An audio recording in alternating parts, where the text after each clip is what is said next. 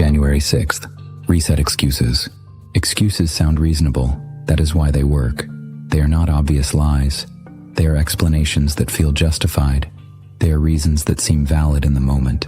They are stories you tell yourself that make inaction feel acceptable. They protect comfort. They delay action. They create distance between what you said you would do and what you actually do. They allow you to avoid the discomfort of following through while maintaining the belief that you still intend to. Every excuse is a negotiation, a conversation you have with yourself about why today is not the day, why these circumstances make it acceptable to wait, why this situation is different from what you planned for. Discipline does not negotiate with excuses. It does not entertain the conversation. It does not weigh the validity of the reasons you offer for not following through. It simply asks whether the action was completed, yes or no. Everything else is irrelevant. You do not need better conditions. You need fewer explanations. You do not need perfect circumstances to start. You need to stop requiring them. You do not need everything to align before you act. You need to act despite the fact that nothing is aligned. The belief that conditions must be ideal before you begin is the most effective excuse. It sounds reasonable, it feels responsible, but it is delay disguised as preparation.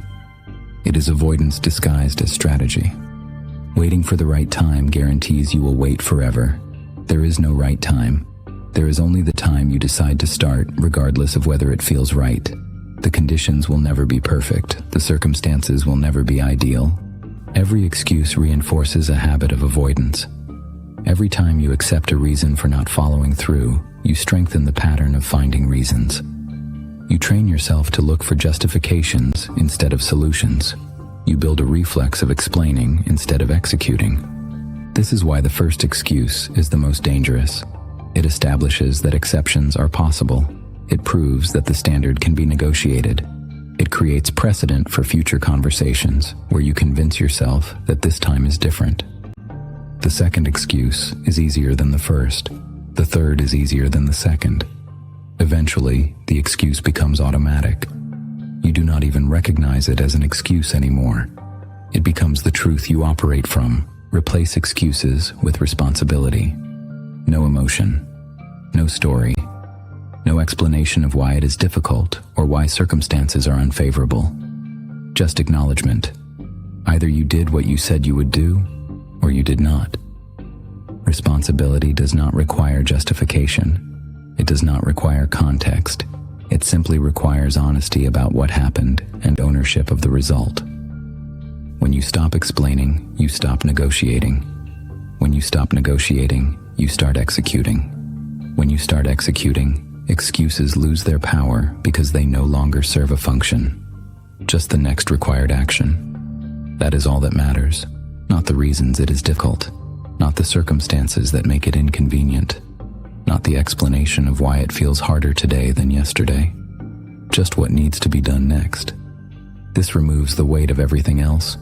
You are not solving the entire problem. You are not fixing every condition that is unfavorable. You are simply taking the next step that was already decided. Progress happens when excuses are no longer entertained. When the internal conversation about whether you will follow through stops happening. When the debate about whether circumstances justify delay ends. Most people spend more energy creating excuses than they would spend simply doing the work. They invest more time justifying why they cannot than it would take to prove they can. They build elaborate explanations for inaction when action would require less effort. Excuses feel productive because they require thought, they require reasoning. But this is not progress, it is performance. It is the appearance of engagement without the reality of execution. The strongest people are not those who never face obstacles. They are those who do not use obstacles as reasons to stop. They acknowledge difficulty without allowing it to become justification. Reset your relationship with excuses. Stop treating them as valid. Stop entertaining the conversation. An excuse is just a decision to prioritize comfort over commitment. Nothing more. You will always have reasons not to act. The question is whether you allow those reasons to determine your behavior or whether you act despite them. built in silence.